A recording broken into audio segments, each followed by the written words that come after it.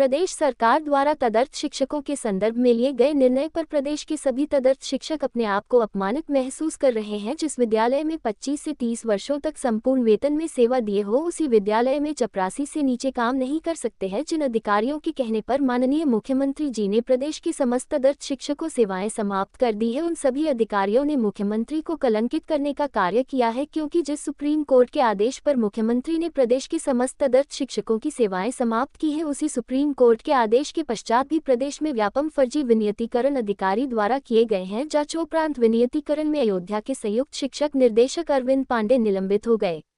Reporter Nikhil Srivastava की report. वो नाम भगवान का है। आप छोड़िए, आप जाइए, आप काम करिए, आप लेकिन आइए। आप यहाँ सबके लिए है, मेरे लिए हो चाहे सुशील भाई साहब या XYZ हो, मैं नाम नहीं किसी का लेता। हो सकती क्या हो सकती है, बस ये कहना होगा, हम उसमें अपनी जान भरना होगा।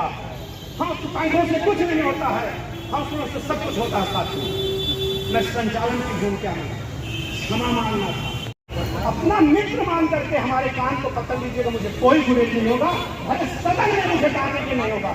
लेकिन साथ में चोरी चोरी चुपके चुपके और चुपके चुपके फिल्म वाली कहानी नहीं होता। चूंकि जीविका का बात है, कल भी कहा था, आज भी कह रहा हूँ, कल भी कहूँगा। चोरी कभी जीवन को खत्म करने के लिए कोई कानून नहीं बना है, जीवन को सदैव बचाने के लिए कानून बना है। अगर आतंकवादियों के लिए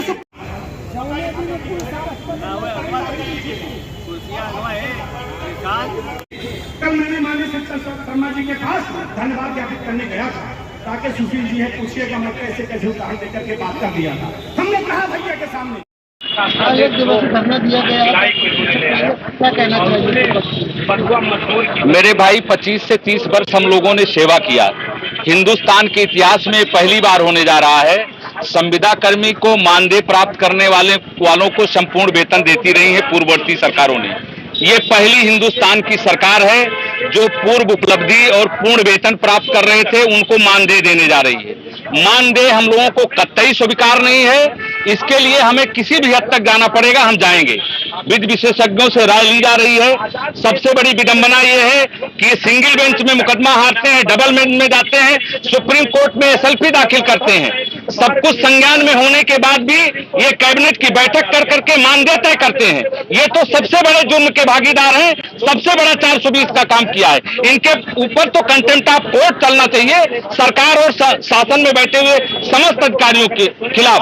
और जहां तक बात है, अभी हम सभी लोगों से निर्णय लेंगे, हम मानदेय स्वीकार नहीं करेंगे। हम नौकरी करें या ना करें, हमें जरूरत पड़ेगी तो हम सभी लोग सामूहिक इस्तीफा देने का काम करेंगे। हम मानदेय पर नौकरी करने का काम नहीं करेंगे। क्या वजह है जो मांगे पूरी नहीं हो रही? मांगे कहीं ना कहीं सरकार को शासन के लोग या शासन सरकार का सामंजस्य नहीं बैठ पा रहा है, इस कारण ऐसी स्थिति हो रही है।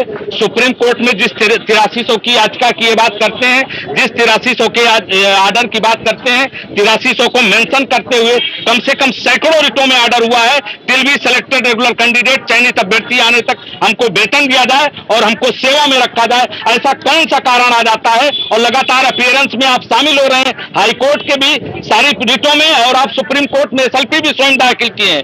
अभी तक वो पेंडेंसी में है, पेंडिंग है, उसके बाद ये मानदेय तय कर देते हैं। ये घोर अन्याय है और इनके खिलाफ 420 का मुकदमा होना चाहिए। सारा कुछ जानते हुए संज्ञान में रखने के बाद इन्होंने मानदेय निर्धारित किया है, ये घोर अपमानजनक बात है। बताइए, एक शिक्षक की श्रेणी में रहते हुए जहां 60,000 का वेतन हमारा चपरासी पाता है, कल तक वो मुझको पानी पिलाता था, आज मैं विद्यालय में जाऊंगा तो मुझसे पानी मांगेगा।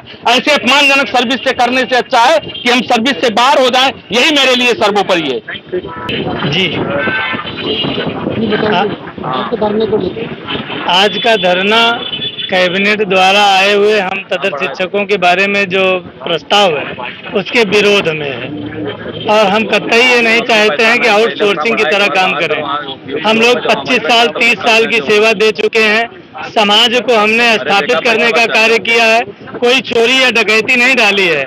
हर जगह बुलडोजर की सरकार नहीं काम आती है, हमारे साथ भी बुलडोजर चलाने का कार्य कर दिया सरकार ने।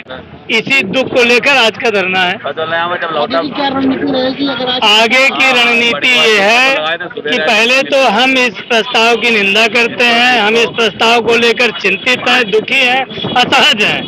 और निश्चित रूप से हम अपनी मांग करते हैं माननीय मुख्यमंत्री जी से कि आप इस प्रस्ताव में संशोधन करो या इसको पूरी तरह से वापस लो। जैसे हमारे बीच के 600 लोग विनियमित हुए हैं वैसे हमको भी विनियमित करो, आमेलित करो, समायोजित करो। इसके नीचे हमें कुछ भी मंजूर नहीं है। क्या है जो आप लोगों की मांगे पूरी करें? सबसे पहले आपके चैनल को बहुत बहुत धन्यवाद कि आपने हमारी पीड़ा को समझा और हमारे बीच सरकार से ये जितने साथी हमारे यहाँ आज बैठे हैं, आप जिनको देख रहे हैं, सारे साथी तन मन धन सब चीज लगा करके सरकार के साथ रहे हैं। चुनाव आया है, हमारे सारे साथियों ने उसमें सहयोग किया है, ज़्यादा से ज़्यादा प्रत्याशियों को जिताने का प्रयास किया है।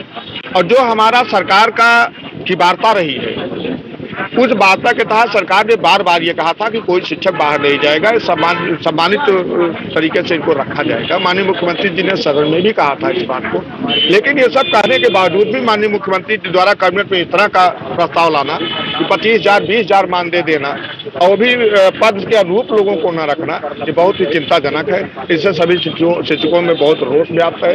मैं आपके चैनल के माध्यम से माननीय मुख्यमंत्री जी से निवेदन करना चाहूँगा कि अभी भी बहुत समय है, चूंकि कैबिनेट का वो आ जाना, प्रस्ताव आ जाना बड़ी बात नहीं है, अभी ये सदनों से भी पास होता है, इसलिए लिहाजा इस पर परिवर्तन करें, सबको सभी शिक्षकों को आमेलित करें या विनियमित करें। अगर आमेलित विनियमित नहीं कर पा रहे हैं तो कम से कम सम्मानजनक तरीके से शिक्षकों की तरफ देखें। और उसी आशा भरी निगाह से हमारा शिक्षक देख भी रहा था। आज बहुत पीड़ा सहने के बाद कल का जो प्रस्ताव शासनादेश निर्गत हुआ, उसको लेने के बाद ये शिक्षक की बरसात में मौसम में आकर के चुका है। मैं पुनः आग्रह करना चाहता हूँ आज चैनल माध्यम से माननीय मुख्यमंत्री जी शिक्षकों की पीड़ा को समझें और इसका जल्द से जल्द अच्छा से अच्छा न्याय करने का प्रयास करें।